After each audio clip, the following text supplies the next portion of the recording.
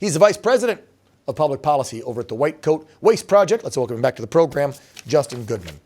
Justin, how about it? Are we ever going to have the truth come out? I like that we're getting it piece by piece. It's taking months and months, but at least we're getting something.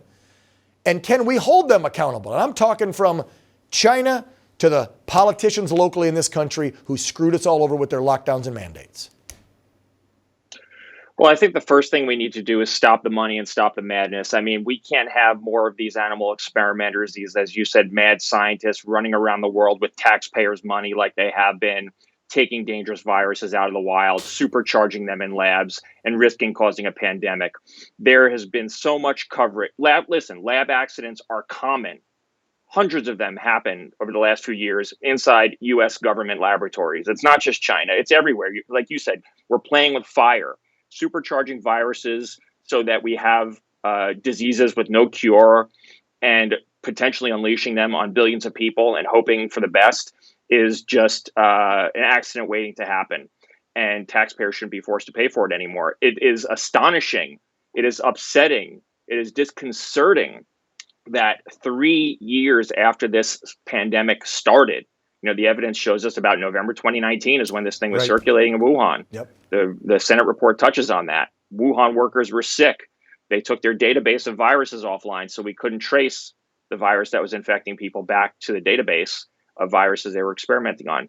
3 years later, we're finally getting some clarity. But as of today, the National Institutes of Health and Anthony Fauci could send millions of dollars to the Wuhan lab for more gain-of-function experiments. No. Nothing is preventing them from doing that anymore. Insane.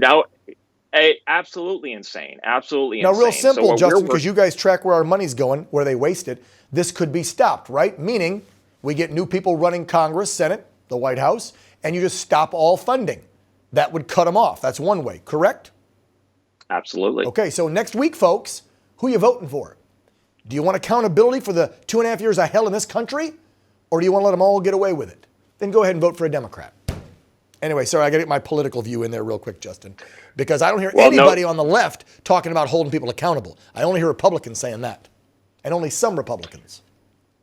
Yeah, it's been unfortunate that an issue that at its core is nonpartisan and really is something that concerns the fate of humanity. Right. I mean, we're lucky that if a lab leak caused this pandemic, more people have not been killed because they easily could have been. The next virus is going to be worse because we're taking viruses that we already know are dangerous and killing millions of people and supercharging them, souping them up with taxpayer dollars, tinkering with them in a lab, infecting animals with them until they're sick and dying. And reports have come out repeatedly about how experimenters doing tests with COVID viruses, manipulating them in laboratories with animals, have poked themselves, got bitten by mice. There's been tons of reporting on this. Well, I'll go one step further too, Justin. I want to see the folks held accountable that pushed the vaccine and continue to push the poison. Because I'm sorry, I know it's not affected millions who've taken it, but it has affected millions who've taken it too. There's tens of thousands of deaths and there's millions of side effects. So those people need to be held accountable as well. Justin Goodman over at the Public Policy of White Coat Waste. Check out their website. They do great. They're tracking our money where the government's wasting it, and they do good investigating on our behalf. So, Justin, thank you so much, sir. Take care. Thank you. Yep.